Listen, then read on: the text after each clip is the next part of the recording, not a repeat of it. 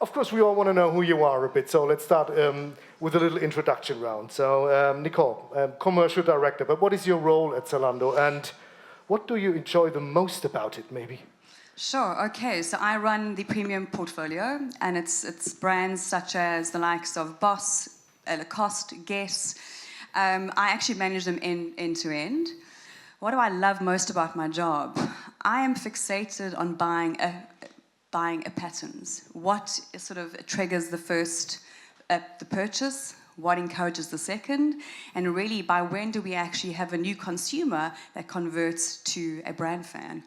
So I think because of our business and our reach and the wealth of data that we have, I do that a lot every day, and that is my happy place. Oh, that's good. Happy place at work, always good. Ricardo, what do you do at the Timex Group? And I hope that's a Timex watch you're wearing. And it actually is. Is it your favorite one? Timex brand as well. I mean, we have 13 brands, so I definitely can't say I have a favorite, but I think we all have a little bit of a, natural inclination towards Timex, which is our house brand, and it carries a lot of heritage and authenticity, as you know. This is a Timex Marlin automatic with a fully recycled strap, right? So also something that my kids make sure I'm paying a lot of attention to. If I was not naturally doing it, I would be doing it really because they put me on a mission. Not into watches. I think I've watched for 30 years. Maybe we should talk What's about your this corporate policy for gifts? Let's see how he's gone, so we can just, carry on. Michael, what are your responsibilities at Digital Boite? And I want to know what the first thing is you do after your workday. So what is it? Close down the laptop, and what do you do? So as a CEO, my responsibilities are various. Basically, I look for new business. I solve, or at least I take care of all the little problems that daily comes, on my desk, from bureaucracy to legal to technology to everywhere. So what I do when I stop working, that's a question. What is it? I just rush back home, play with my son at PlayStation. Oh. So, I like to disconnect that way.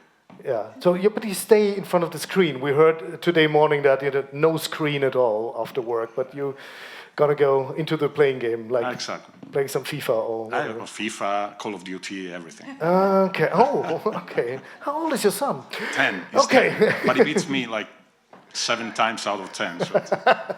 Okay, great. Okay, let's dig into the premium section. So today morning, for you to update, we had a panel on luxury, and we obviously started with trying to define what luxury is. And there were some interesting points, and of course, I want to hear from you, maybe all of you, whoever goes first. What is the difference then between? What is that? Between luxury and premium, where is kind of the boundary? What would you call premium and what would you call luxury? And maybe also, how does this evolve further? Are they coming closer to each other? Or is there a huge gap between them? So what is premium, in your opinion? Michael, you're nodding. Go first. Premium, it's accessible luxury, basically. The big difference is price. Yeah? And I'm glad that you actually said price, because... Yeah. I mean, this morning, the team was not keen to talk about price, but it is absolutely price. Yeah. I agree with you. It's very important, actually. Okay. What would you say is the price range for premium? Where are we? Depends on the product category. Yeah, exactly. That's going to depend on the category, it's going to depend on the consumer, it's going to depend on geography, but I think ultimately the big distinction comes down to price. Clearly, and I think that's also fair to the audience, right? There are probably brands that... either through materials, through design, through even, skills, probably can command that more luxury positioning. But I think, when you look at mainstream, and that's a terrible word, probably not very popular with the audience, it comes down to price. And maybe just to add, I really believe that because it's in a different sort of, bucket, that the expectation is not there. The premium consumer expects the exact same. They want the freshness, they want the speed. They are very, how could I say, much on the platform. They spend 19 hours per week looking at their socials. They open up their TikTok apps 10 times per day. They are well informed. They also want the most iconic bag. So I really believe that to say that it's a different and to redefine, the only definition, the difference is possibly price. But the expectations are there. Yeah, it's not only price, even because there are customers which are very sensitive to content, to storytelling. So they aim to have, a quality content inside the product, but of course they have price limitation. Yeah, let's stay there for a while because you are, you're talking. I don't need to ask a question. That's wonderful. That's just the way I want it. Nicole, what does a premium customer consider when making a buying decision? You just mentioned TikTok and maybe how to approach the customer from a brand or marketplace side, and also the expectation all those generations also have. We talked about this morning. There might be different demands for some generations, but what is the I think for me, and I think I'd rather share with you today and the people in the room, is what has changed. I really believe that the premium consumer is now becoming an early adopter to sort of trend. I believe that in the past, if you look at the trend curve, that the premium brands would sort of play in the late, this has all changed. They want the product, they want it now, they want it fast. And that for me, and I don't know if you agree, is probably the biggest, sort of change. I also believe that they want the experience. They demand it, in fact. They also demand that they want to be given exclusives. They want, access. And I really ask, and I mean for everybody in this room, is that when you think of a go-to-market strategy, think of a customer first. Be where the customer is. Don't expect them to come and find you. Would you agree? From a brand perspective, maybe also? For sure. And I think, and Nicole, you and I were actually casually catching up on these earlier on spontaneously. Ultimately, I think you have a consumer for all of us, whether you come from mass or really premium, all the way to luxury, perhaps not necessarily ultra luxury, which shops, across every platform, right? We are saying it can be Farfetch, can be Browninger, can be Mytheresa, but can also be Amazon or Temu. It's exactly the same consumer, right? So ultimately, I think it's more a question of, keeping our distinctive values, keeping our positioning, making sure we are curating the way we present our brands in the right platforms, but at the end of the day, you need to go where the consumer is. I think there's so many options, so many alternatives. The journey has to be efficient, has to be fast, has to be now, picking a little bit your word. And I think it's very important that we are able to deliver our brands, but now. And I'm going to add, if that's okay, please, if you don't mind. I also really believe that wherever the customer is to ensure that your brand is showcased on par to your own .com, that you actually treat us, us as a marketplace, as an extension. That the service is the same, that the range is the same, is that the offer, because let's be honest, a consumer shops between 9 and 13 brands. They're looking, a friction, they're very quick to actually jump. So make sure that the experience is on par. Okay. Yes, we saw that on our skin, right? Because we grew tremendously, sharing the power of these platforms. And what we see is that actually the customer browse different platforms, and the customer, it's very often the same, but on this platform you can find also new customers. They give you so many tools to advertise yourself, to make storytelling. So it's a pretty powerful tool also to build a new customer base. Well, that's very interesting. Maybe one additional question, because you mentioned the whole range from Browninger to Temu. Yeah. So not to say we should be in all of them, right? I'm just more saying the consumer is shopping in all of them. Would the recommendation then be just be on all of those platforms as a premium brand? Does it make sense? Could that be one of the greatest recommendations to give? I don't think you have to be in all these platforms, but you don't have to exclude some of these platforms only because maybe they have lower brands or other product category. Because, for example, even if I know that for many it's the devil, but Amazon has not a premium positioning, but has and bring a luxury service, right? So there are some very specialized platforms like Zalando, which probably is the best for fashion right now in Europe. But you have to be smart and think, creatively, not not at the classic brand positioning. So the question is not if you do it, and how you do it, and how you interact with the platform then, and how do you present yourselves, right?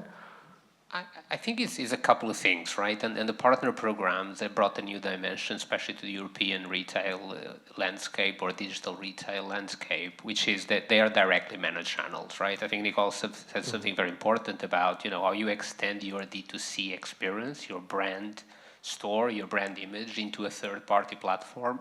And the fact you can manage your store, you can manage your listings, you can manage your retail policies, the way you're engaging with consumers, also connecting with what you're saying, Michael, great marketing tools, right? Great you can protect yourself from over-discounting as well. I think it expands the distribution opportunity you have in the digital landscape. Then at the end of the day, right, certain brands are going to be in certain places. I think, the marketplaces also have a responsibility to a certain extent, to work with you in curating value and curating what brands stand for. And some marketplaces are not doing that. And to me, that's the real filter. It's not so much whether, I would have a problem being in a more mass platform, but it's a question of whether I feel that I can portray my brand values the right way in that platform. If the answer is yes, then I'm open to the conversation. Otherwise, I'm out. Thank you. Maybe I have another product to put there. Yeah, it makes a lot of sense. I mean, it should be beneficial for both ends, right? Michael, coming back to you. So I looked at your website, Digital Boite, and there is actually, I don't know if you've done it, there's a big black box on it, and it opens, and it's an unboxing meme in the end. Did I get that right? So is it a black box? We didn't put too much energy on it. You have to admit that. Is it a black box? What you're offering? Just to get, because maybe not everybody knows what you're doing. Maybe a bit. Okay, so it's pretty easy. What we do, we are an ESP, so an e-commerce service provider. We accelerate our e-commerce, the e-commerce channel of our brands, such as e-concession on marketplace. Online flagship store, omni-channel, services. We do all this thing, but with a different approach. So we work very deeply and very concentrated on a few collaboration that we grow, I would say, much more than average. Since we have only few partnership, we don't usually advertise ourselves too much. We don't feel that need, and that's why we are so mysterious. Okay. A bit mysterious it is, to be honest. What would you say are the greatest challenges for premium brands maintaining their, let's say, relevance and also desirability in this evolving market and also in the marketplaces? What would you think? It's not really an evolved market. Actually, I think that the challenge is the market, which is shrinking in the last year, in the last 2 years. The market has been extremely challenges for every segment of fashion. For several reasons. I mean, we had 2 years of inflation. The customer has less money in his pocket. Many problems. Regulation make it very difficult, to distribute and to keep up with all this new EU regulation. So it's a market which is shrinking, becoming more competitive, even because we have a big market share that are taken by Chinese competitor or new vertical brands that are taking big chunk of the market. So basically, you have to be very good in what you're doing, and it's difficult to underline some solution because every project has its own, identity. But what we can say, finding a common ground, I think that storytelling is really, really important because you need to step up, otherwise you are invisible to the consumer. Also, value for money, it's really important because we saw what happened to luxury in the last 12 months. I think that you cannot fool the customer anymore with the crazy prices, and maybe many brands has paid a due for that. And also efficiency. becoming really efficient is key, and probably it's what ties everything together, right? Because if you're efficient, you can be faster, distribute faster, be more profitable, and invest in new customer bases. So I think that these are the key. Actually, the solution on e-concession and marketplace is something that we embraced 2 years ago, and it's giving amazing results. Actually, it's our main growth drivers, and I think that it responds to all these needs, because from one side, it's a very profitable and efficient way to distribute, and from the other side, gives you a lot of tools to create new customer, to embrace new customer. Ricardo, maybe to you, because this is very interesting also to what I wanted to ask you. You just mentioned you have 13 brands in the Timex Group. And growing. But you also white labeling for other brands. Is that the right word? Like for Ferragamo, Versace, maybe they're in the audience still. Like, so you producing watches that they use as their brand, right? Under their brand. I hope you don't mind. We umbrella. would never call it white label. That's probably not, I don't mind. not Correct really me. language we would use in the industry. But we have some historical partners for which we run the timepieces category, and of course Ferragamo, Versace, Philippe Land also in the room today, Guess as well. Mm-hmm. And that gives us as a group, of course, a broad approach to market, right? Allows us to talk to all segments, also talk to pretty much most partners across distribution channels as well. But what was really the question? Sorry, Alex. No, you were just starting. Yeah. No, if you just have the same experience of this kind of approaching the market, and this is the chance to be more effective, and also for not for your own brands, not for the Timex or for the others, what you get as a feedback, maybe with all these. No, as you can imagine, it's very easy, right? Because we have hundreds, thousands of people working in every project, right? So there's never a constraint on human capacity. So it's a pretty straightforward job. We don't need to be efficient or anything, right? And Laura and Kelly is probably laughing, saying, "Jesus, we're killing ourselves trying to get 20 projects off the ground every day." So efficiency is certainly a key word, right? I think a lot of the marketplaces as well. What's happening right now, and last couple of years we've seen, I always have this expression, mushrooms in a rainy day, right? Everyone is opening a marketplace. You would wake up in the morning and there was a new marketplace up. I think we've all been trying to go after those marketplaces. Our friends at Boite know we have been very aggressive in our journey as well. Thank you. But I think ultimately, one of the challenges that we've seen is, the marketplaces are still very different. There's still a lot of challenges across the chain. So clearly we need to become a lot more efficient. But I think slowly we also need to become more selective, right? And a lot of this comes down to, at the end of the day, how much capacity we really have in-house or through partners to really efficiently go after these partnerships. Mm-hmm. But also as to whether, we're also not just overdoing a bit. We're not really... we can stay consistent in our messages and a little bit connecting with your initial question around, our licensing and our partners. At the end of the day, we are just borrowing some of the most amazing names in the fashion industry for the watch category, right? And we have a duty to curate their messages, curate their positionings, and it's very important that we are able to do that consistently wherever we are. Okay. Coming from, because I sense something also about personalization and data, which could help to do exactly what you were thinking, to be more concrete and precise. Michael, maybe back to you. AI, data, everybody's talking about it, but what is really in it for kind of personalizing the premium experiences, so to speak? We talked a lot about experiences with this help of innovative technology. So what is in there for you? You're talking about AI. For example. For example, AI, of course, now it's a big thing that it's happening in the digital area. Not only in the digital area, probably digital and e-commerce are one of those fields that are going to be impacted the most, or at least first compared to others. We are working and innovating in so many little things that it could take hours, only to go through every one of them. But I see basically three main general topics that we could talk about, starting from data, of course.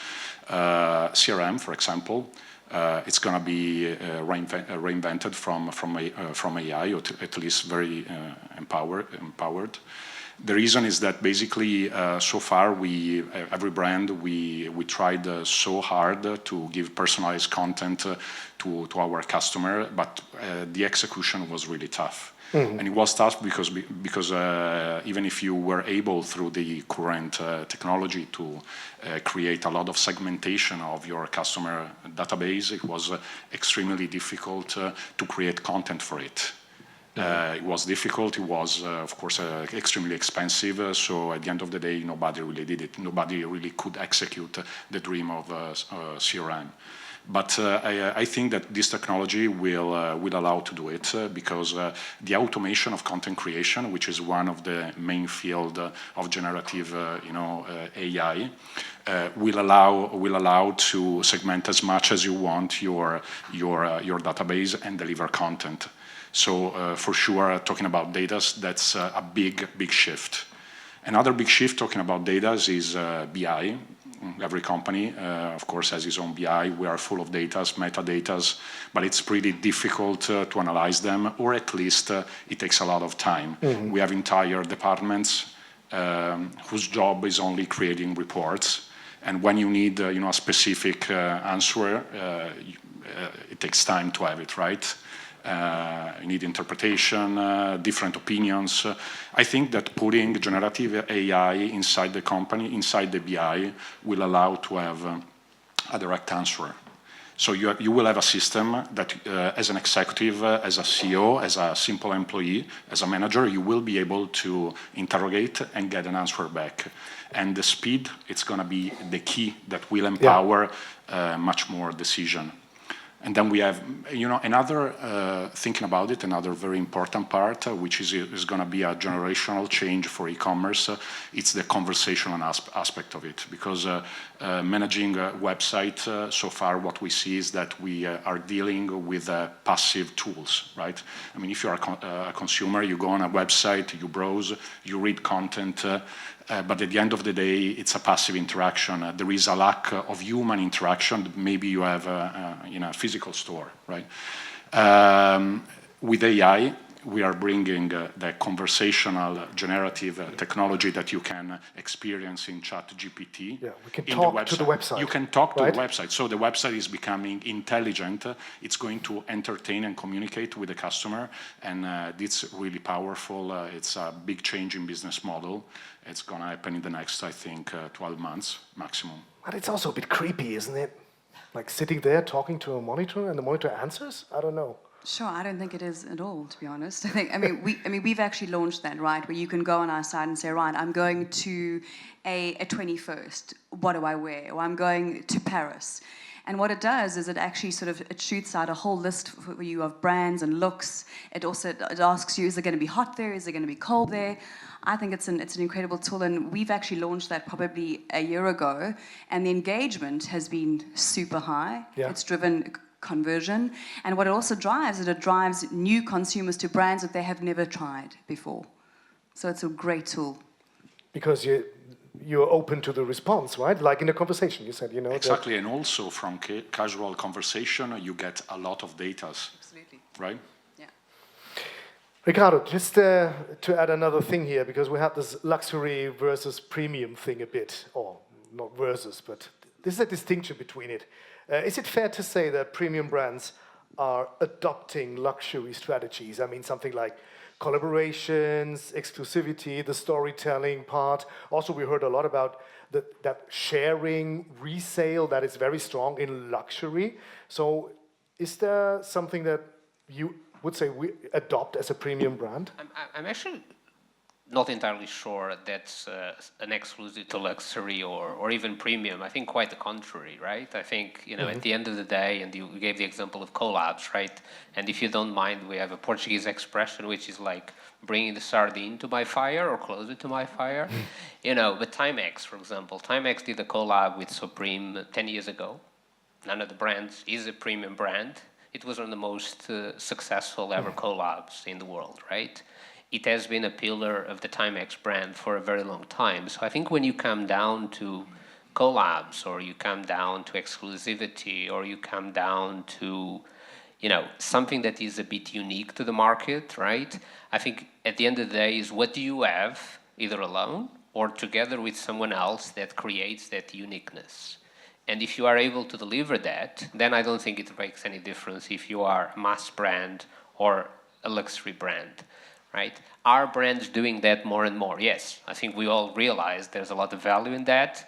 We've learned it, but, you know, even looking at our industry, right? Swatch was doing these right at the beginning of their life cycle, where they're doing collabs. They were doing things like that in the 80s and 90s, right? So this is something that has been done across, especially in the watch industry, for a very long time. We've seen it in fashion.